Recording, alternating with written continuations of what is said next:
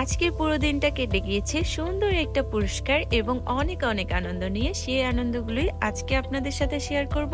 Hello everyone, আসসালামু আলাইকুম। It's me Tania Islam and welcome back to my another video.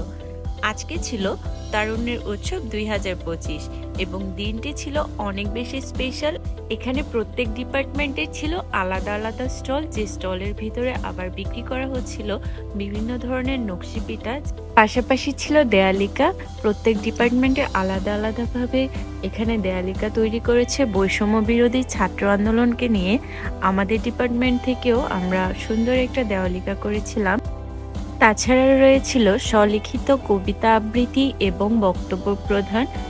আমি আবার সেখানে একটা চট করে কবিতা বলে একটা পুরস্কার হাতিয়ে নিয়েছিলাম। যাই হোক, এই অনুষ্ঠান থেকে আমরা অনেক কিছু শিখতে পেরেছি এবং দিনটা অনেক বেশি স্পেশাল কেটেছে।